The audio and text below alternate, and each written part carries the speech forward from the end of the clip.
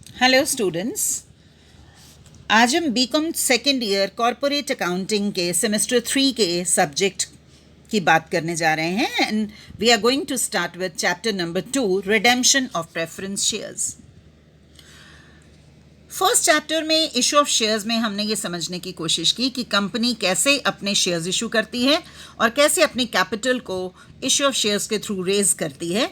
Now we are going to discuss कि redemption क्या है और रिडेम्पशन कैसे किया जाता है।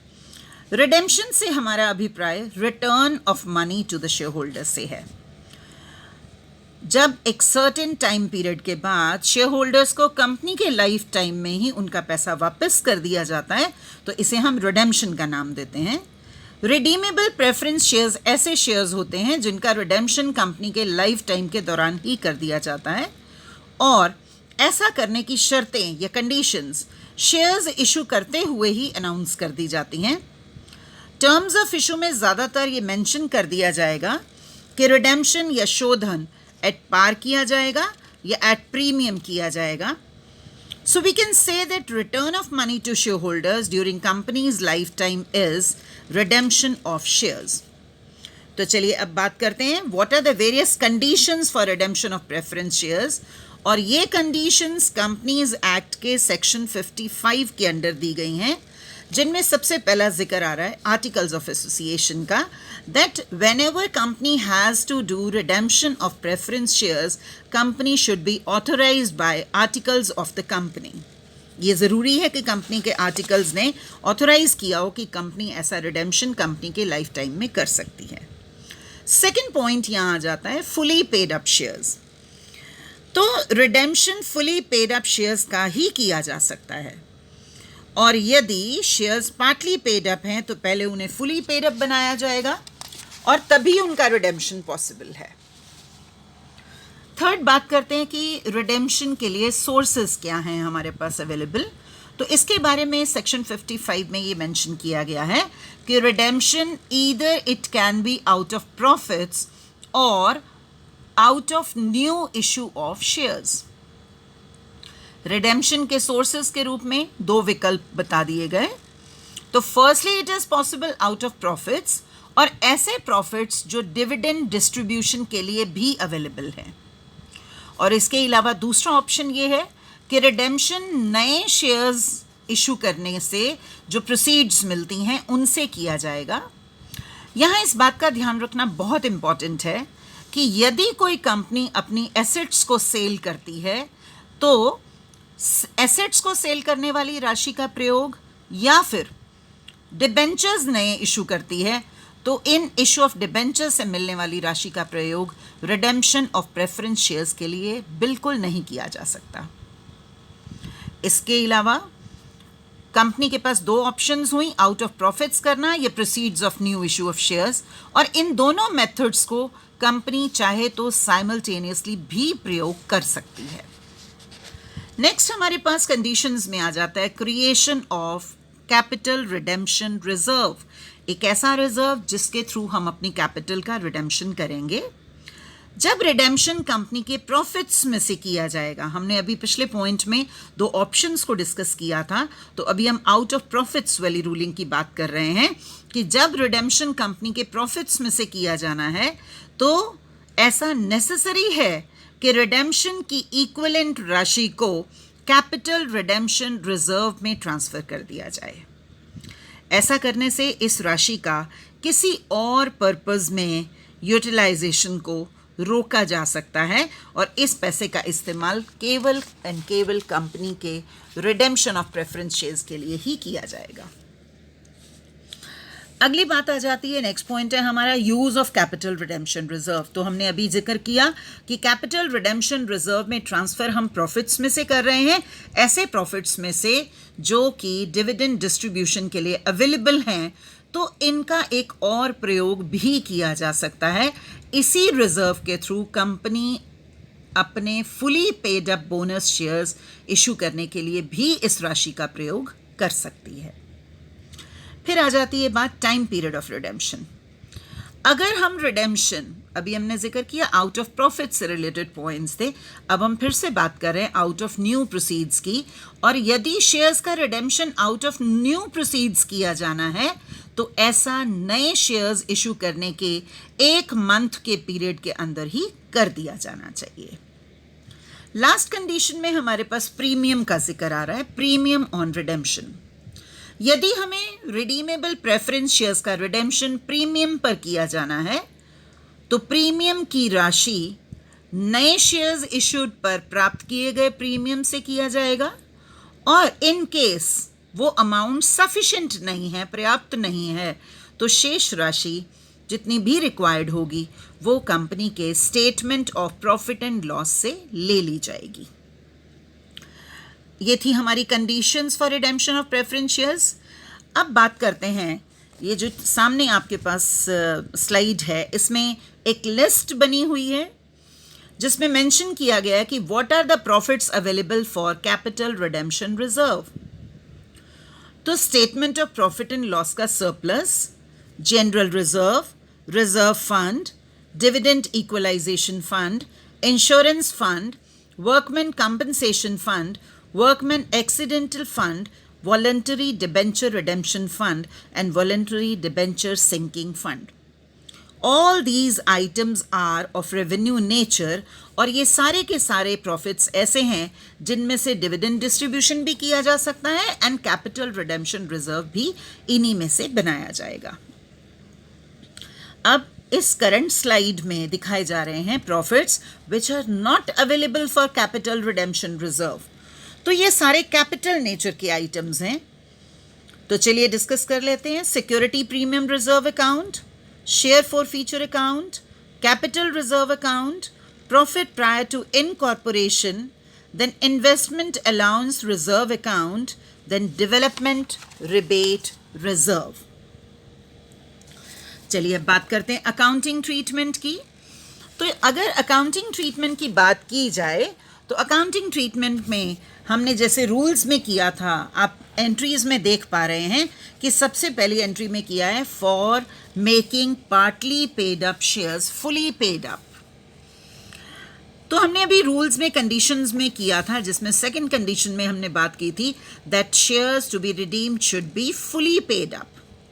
तो इन केस अगर कंपनी के पास शेयर्स पार्टली पेड अप हैं और उनको हमें ट्रीट करना है तो पार्टली पेड अप शेयर्स को सबसे पहले फुली पेड अप बनाया जाएगा, और ऐसा करने के लिए कंपनी फाइनल कॉल मंगवाएगी। तो फाइनल कॉल मंगवाने की वही एंट्री है जो हमने इशू ऑफ शेयर्स के चैप्टर में भी डिस्कस की है, redeemable preference share final call account debit to redeemable preference share capital account.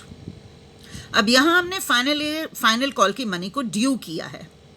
Next entry में हम फाइनल कॉल की मनी को रिसीव कर लेंगे, तो एंट्री हो जाएगी bank account debit to redeemable preference share final call account. तो ये था हमारा अकाउंटिंग ट्रीटमेंट जब हमें पार्टली पेड अप शेयर्स को फुली पेड अप बनाना है। अब बात करते हैं अगले स्टेप की, on issue of new shares. जब हम शेयर्स को एट पार इशू करेंगे तो हमारी एंट्री रहेगी bank account debit to share application and allotment account. हमने मनी रिसीव की न्यू शेयर्स के ऊपर और एप्लीकेशन एंड अलॉटमेंट की कंबाइंड मनी हमने रिसीव की है, और फिर इसी मनी को ट्रांसफ़र कर दिया जाएगा अगली एंट्री में कैपिटल अकाउंट में share application and allotment account debit to share capital account. तो अब यहाँ हमने नए शेयर्स को रिसीव कर लिया है और वो भी रिसीव किया है हमने एट पार। नेक्स्ट हमारी अकाउंटिंग एंट्री स्टार्ट होती है when these shares are issued at premium. अगर हमने नए शेयर्स को प्रीमियम पे इशू किया है तो क्या एंट्री की जाएगी? Bank account debit to share application and allotment account. यहाँ हमने प्रीमियम के ऊपर मनी को रिसीव किया है और नेक्स्ट एंट्री आप कर देंगे टोटल अमाउंट रिसीव किया जाएगा जिसमें एप्लीकेशन एंड अलॉटमेंट के साथ साथ हम प्रीमियम का अमाउंट भी लेंगे। नेक्स्ट एंट्री में हम मनी को कैपिटल में ट्रांसफ़र करेंगे और जो प्रीमियम का हिस्सा होगा उसे सिक्योरिटी प्रीमियम रिजर्व अकाउंट में ट्रांसफ़र किया जाएगा। तो हमारी नेक्स्ट एंट्री हो जाएगी share application and allotment account debit to share capital account to security premium reserve account. अब ये तो थी एंट्री नए शेयर्स इशू करने की। अब नेक्स्ट एंट्री हमारे पास आ जाती है for redemption out of profits.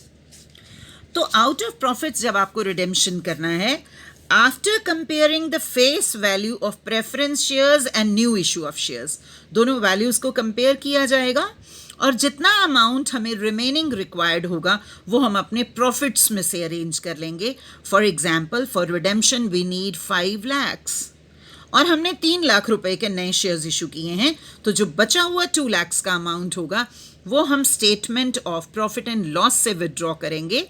और जब भी हम अपने प्रॉफिट्स में से मनी विदड्रॉ करते हैं तो हमने ऑलरेडी अभी डिस्कस किया था कुछ देर पहले कंडीशंस में कि आउट ऑफ प्रॉफिट्स करने के केस में हमें जिस भी खाते से मनी को ट्रांसफ़र किया जाएगा उस अकाउंट से मनी विदड्रॉ करना है और उसे ट्रांसफ़र कर देना है कैपिटल रिडेम्पशन रिजर्व अकाउंट में।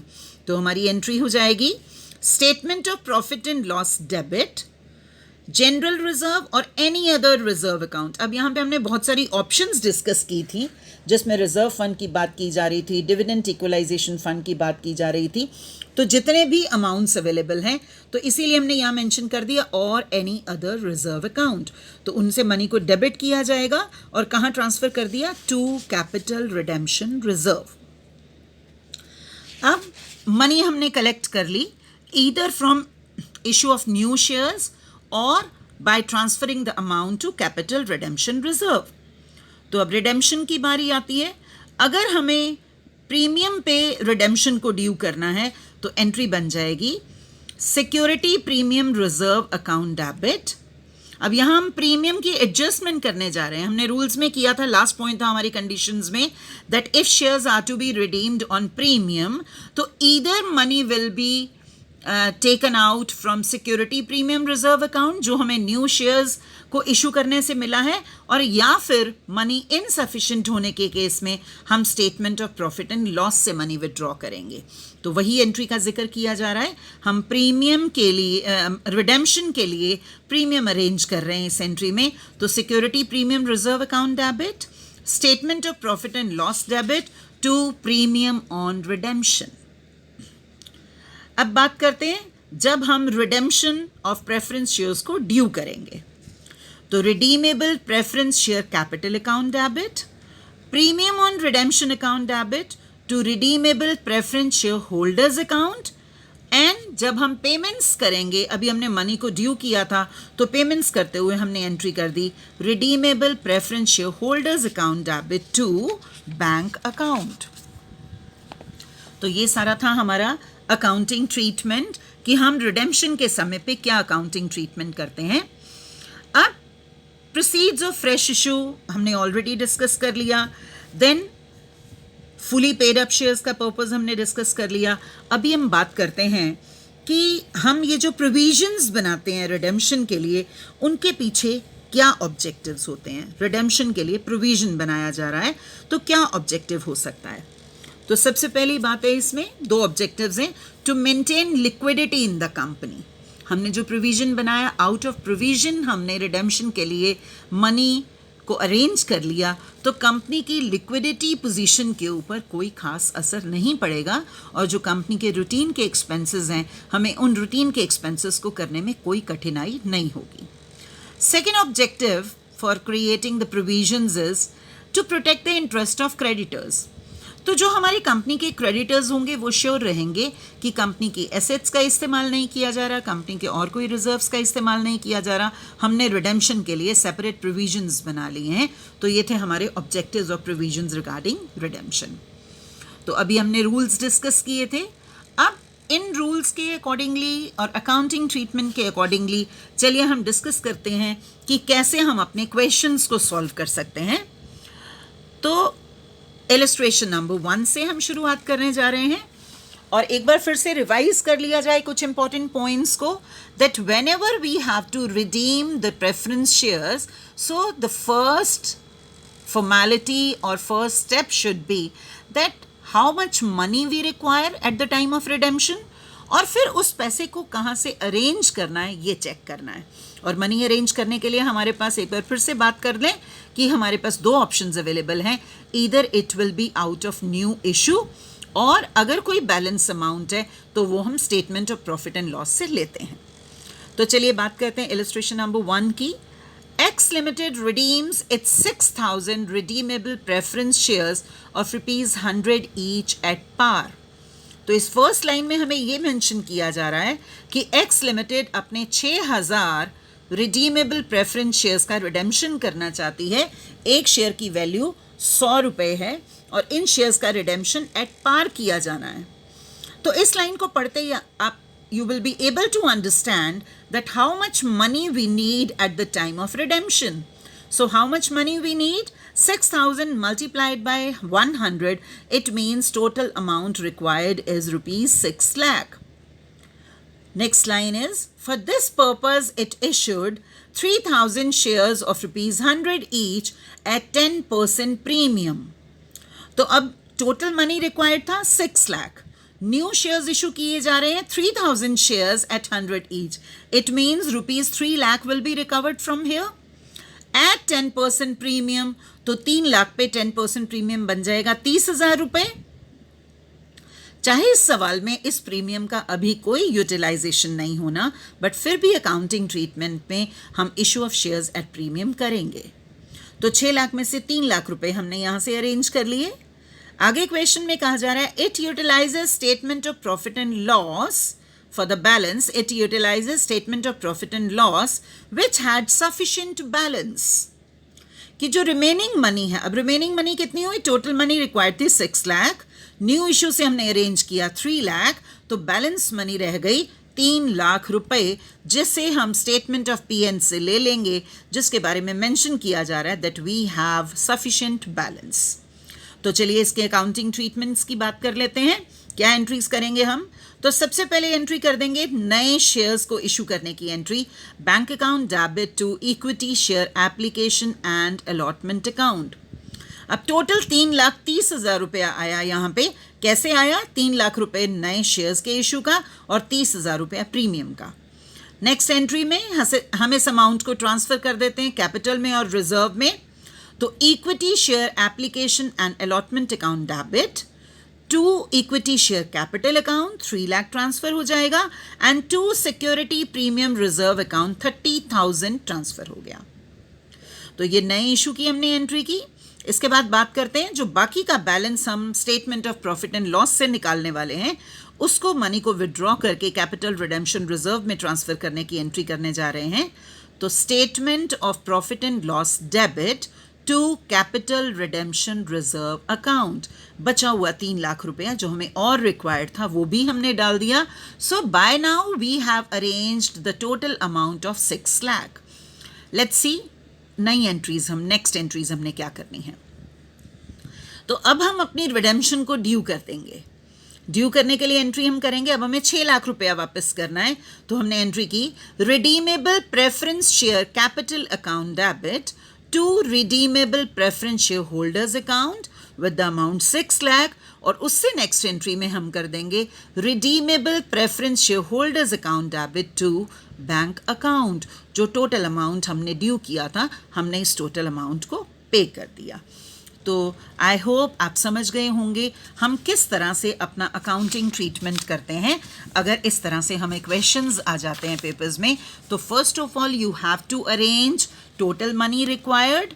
और उसके लिए अलग अलग फंड्स हमने डिस्कस कर लिया कि हम कहाँ से मनी अरेंज करेंगे. या तो नए इशू से अरेंज करेंगे और या फिर प्रॉफिट्स में से कैपिटल रिडेम्पशन रिजर्व में मनी को ट्रांसफ़र कर दिया जाएगा और इस्तेमाल किया जाएगा. बात आती है शेयर प्रीमियम की. तो शेयर प्रीमियम या तो हम न्यू इशू के प्रीमियम को यूज़ करेंगे और या फिर statement of profit and loss से उस मनी को लिया जाएगा. चलिए एक और इलस्ट्रेशन डिस्कस करते हैं. नेक्स्ट इलस्ट्रेशन जो हम करने जा रहे हैं उसको रीड आउट करते हैं, साथ साथ इलेबोरेट करते जाएंगे मीनिंग को. A company has 2,008% redeemable preference shares of ₹100 each fully paid. तो पहली लाइन में हमें ये बताया जा रहा है कि कितने रिडीमेबल प्रेफरेंस शेयर्स हैं हमारे 2,000 और एक शेयर की वैल्यू है 100 रुपये. तो आप सोच लीजिए टोटल मनी रिक्वायर्ड कितनी होगी हमें रिडेम्पशन के समय पे 2 लाख रुपए. The company decided to redeem its shares on 31st March 2006 at a premium of 5%. तो हमारे शेयर्स की मनी थी 2 लाख रुपए. अब इन शेयर्स को 2 लाख शेयर्स को अगर हमें प्रीमियम पे रिडेम्पशन करना है तो इसका मतलब हमें रिडेम्पशन के लिए मनी चाहिए ₹2 लाख और प्रीमियम के लिए चाहिए होगा 2 लाख पे 5%. अगर आप कैलकुलेट करते हैं तो वो आ जाएगा 10,000 रुपए. तो अब जो हमें टोटल मनी अरेंज करनी है वो है 2 लाख रुपए कैपिटल के और 10,000 रुपए प्रीमियम के. The following issues were made by the company. अब क्या क्या नए शेयर्स कितने इशू किए गए हैं उसका जिक्र किया जा रहा है. 500 equity shares of ₹100 each at a premium of 10%. तो कितने नए शेयर्स इशू किए? 500 इंटू 100, इसका मतलब 50,000 रुपए के शेयर्स हमने इशू किए एट अ प्रीमियम ऑफ 10%. तो कितना प्रीमियम रिसीव हो रहा है 50,000 पे? 10% के हिसाब से 5,000 रुपए. तो इसका मतलब हमने कैपिटल का टोटल 2 लाख की रिक्वायरमेंट में से 50,000 रुपये अरेंज हो गया. तो बचा हुआ 1,50,000 अभी हमको अरेंज करना है. प्रीमियम की टोटल रिक्वायरमेंट थी 10,000 जिसमें से 5,000 का अरेंजमेंट हो गया. 2,000 10% डिबेंचर्स ऑफ ₹100 ईच. अब यहाँ डिबेंचर्स भी इशू किए जा रहे हैं बट वी आर क्लियर. जब हमने कंडीशंस को किया था डिस्कस तो उसमें जिक्र किया गया था कि इशू ऑफ न्यू डिबेंचर्स के पैसे का इस्तेमाल हमने रिडेम्पशन के लिए नहीं करना. क्योंकि क्वेश्चन में मेंशन्ड है तो हम डिबेंचर्स इशू करने की एंट्री कर देंगे बट इस पैसे का इस्तेमाल नहीं किया जाएगा. Now next is the redemption was duly carried out. There was sufficient balance and surplus of statement of profit and loss past necessary journal entries. तो आई होप आपको क्वेश्चन की सारी स्टेटमेंट समझ में आ गई होगी और क्वेश्चन का जो कंक्लूजन निकल के आ रहा है वो ये कि टोटल मनी हमें चाहिए 2 लाख जिसमें से 50,000 रुपया हम न्यू इशू से अरेंज कर चुके हैं. टोटल प्रीमियम हमको चाहिए 10,000 जिसमें से 5,000 का अरेंजमेंट हो चुका है और रिमेनिंग जो मनी है कैपिटल का 1,50,000 और प्रीमियम का 5,000. तो ये दोनों ही चीज़ें statement of profit and loss से निकालना होगा. तो चलिए जर्नल एंट्री स्टार्ट करते हैं. सबसे पहले हम डिबेंचर्स इशू करने की एंट्री कर देंगे. चाहे इस मनी का हमने इस्तेमाल नहीं करना बट हम डिबेंचर्स इशू करने की एंट्री कर देंगे. Bank account debit to debenture application and allotment account तो 2 लाख रुपए चले जाएंगे. Then debenture application and allotment account debit to 10% debentures account, वही 2 लाख रुपए को हमने डिबेंचर्स अकाउंट में ट्रांसफर कर दिया. अब शुरुआत करने जा रहे हैं इशू ऑफ शेयर्स की. तो शेयर इशू करने के लिए हमारी जो एंट्री रहेगी that will be bank account debit to equity share application and allotment account. अब इसमें 55,000 रुपीज़ हमने ट्रांसफ़र किए. 50,000 रुपये कैपिटल के न्यू इशू के और 5,000 प्रीमियम के. अगली एंट्री में इसी अमाउंट को हमने स्प्लिट अप कर दिया. Equity share application and allotment account debit to equity share capital account 50,000 रुपये to security premium reserve account 5,000 रुपये. तो अब न्यू इशू की एंट्री हो गई. नेक्स्ट एंट्री पे मूव करते हैं. नेक्स्ट एंट्री हम करेंगे अपने प्रीमियम के मनी को एडजस्ट करने की एंट्री. तो एंट्री हमारी हो जाएगी security premium reserve account debit statement of profit and loss debit जो बैलेंस मनी हमने निकालनी है 5,000 रुपये to premium on redemption total 10,000. अब नेक्स्ट एंट्री में हम जो बचा हुआ अमाउंट रिक्वायर्ड है जो हमें प्रॉफिट से निकालना है उस मनी को ट्रांसफ़र करते हैं. तो एंट्री हो जाएगी surplus of statement of profit and loss debit to capital redemption reserve. By this entry, by now we have arranged whole money required for redemption. तो चलिए अब रिडेम्पशन को ड्यू कर देते हैं. सारा पैसा अरेंज हो गया. तो 8% redeemable preference share capital account debit 2 lakh, premium on redemption account debit 10,000 rupees to redeemable preference shareholders account 2,10,000. हमने टोटल मनी ड्यू कर दी और अब लास्ट एंट्री करते हैं जिसमें हम अपने शेयर होल्डर्स को ड्यू किए गए पैसे को पे कर देंगे। तो हमारी एंट्री हो जाएगी redeemable preference share holders account debit to bank account. 2,10,000 की पेमेंट हमने कर दी। होपफुली आप अब तक समझ पाए होंगे कि रिडेम्पशन ऑफ प्रेफरेंस शेयर्स में कैसे कैसे क्या मीनिंग क्या है, कंडीशंस क्या हैं, अकाउंटिंग ट्रीटमेंट कैसे है, और by now you will be able to solve some of the questions. हम इस लेक्चर को यहीं कंक्लूड करते हैं। नेक्स्ट लेक्चर में हम इलस्ट्रेशंस के साथ ही नेक्स्ट प्रैक्टिकल क्वेश्चंस के साथ कंटिन्यू करेंगे। Thank you.